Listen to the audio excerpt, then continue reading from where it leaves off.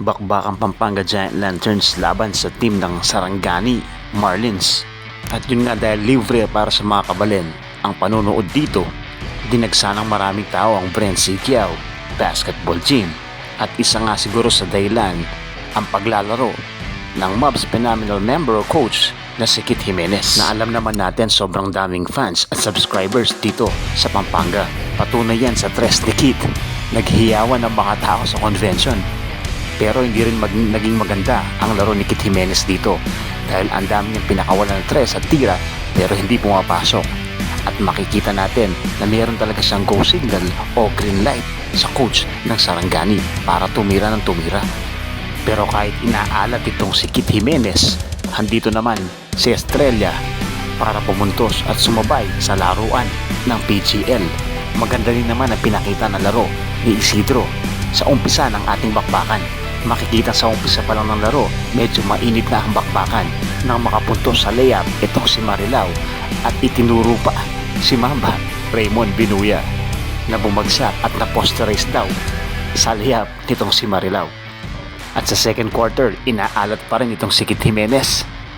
Damay pa nga dyan ang alat din ni Paul Sanga na kilalang shooter sa MPBL. At dahil nga hindi makatres si Kit, salaksak na lang kanyang ginawa. Go hard to the basket para makakuha ng foul dito sa larong to. Talagang makikita natin na winelcome talaga ng PGL ang team ng Sarangani. Obvious naman kasi mga kabalen na si Kit Jimenez talaga ang star player ng team Sarangani. Pero dito sa lead play na to, hindi nagpadaig si Archie Concepcion ng bigyan ng malupit na welcome block itong si Gumaru. Not in my house, idol, ang sabi ni Archie Concepcion, pero tuloy-tuloy pa rin ang pagkaragasa. Kaya naman nag-shuffle ng player etong si Coach Eric Gascon at Coach Jordi Biray para masira ang momentum ng Team Sarangani, na makikita natin na nagkakaroon na ng pisikalan ng laban. Sa quarter na rin, tuloy pa rin ang swerte ng Sarangani sa kanilang mga puntos. Sumabay pa ang pagkakadulas ng mga player sa flooring, kaya hindi ma-execute ang play at tuloy-tuloy ang puntos ng Team Sarangani dahil hirap na hirap sa depensa itong mga idol natin. Pero biglang pinaingay ni Jason Alpolonio ang crowd nang pumukol siya ng isang tres sa gilid.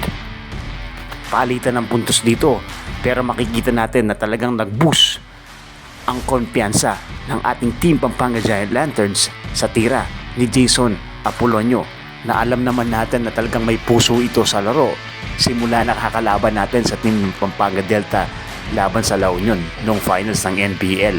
Heto na nga ang young blood ng ating Team Pampanga Giant Lanterns na tulong-tulong na para pabagsakin ng Sarangani. Isa na nga dyan ang tres ni Archie Concepcion na napag-ingay lalo sa crowd ng Pampanga.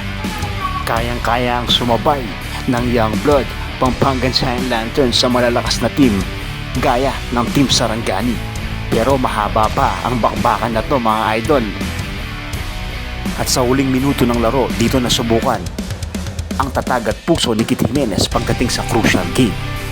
Lalong-lalo na nung binigyan siya ng 2 free throw para ipanalo ang team ng Sarangani. Di naman niya binigo at ipinasok na ang 2 free throw shot para makuha ang lamang laban sa team ng Pampanga. Nagtapos ang laro sa 68-65 to score dahil natagdagan pa to ng 2 free throw ni Paul Sanga. Natalo man ang Pampanga sa larong to.